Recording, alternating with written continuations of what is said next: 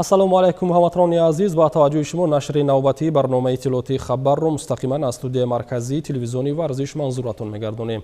Дар студия бо шумо Шералӣ Қурбонзода. имшаб бозии таърихи футболи тоҷикро интизор аст. Дар доираи вухӯриҳои даври ҳашагниҳои Лигаи қаҳрамонҳои Осиё бошгоҳи Истиқлоли Тоҷикистон дар варзишгоҳи марказии ҷумҳуриявии шаҳри Душанбе тими Персеполиси Эронро қабул мекунад. Ба ин хотир ҳар ду даста охирин тамринҳои худро доир намуданд.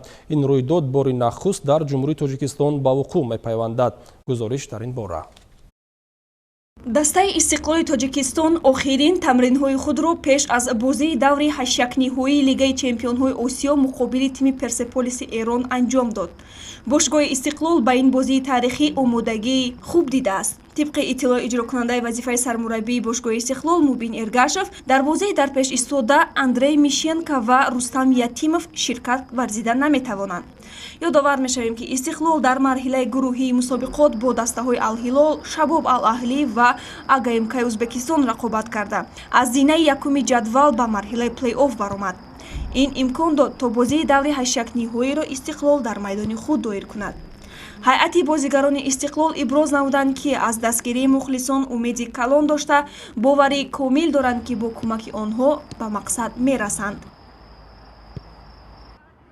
дастаи Персеполиси Эрон ҳам машқҳои охирини худро доир кард. Персеполис финалисти Лигаи чемпионҳо дар соли 2018 ва 2020 мебошад. яке аз дастаҳои серҷоизатарини Эрон ба ҳисоб меравад. 12 карат барандаи медали тиллои чемпионати Эрон мебошад. فینالیست سال گذشته هستیم. توقع از همون زیاده. 50 میلیون هوادار در کشورمون داریم. انشالله تیم پرسپولیس بتونه فردا پیروز میدان بشه. برای باشگاه استقلال در این رقابت سخت و سنگین برای کامیابی تمنا داریم.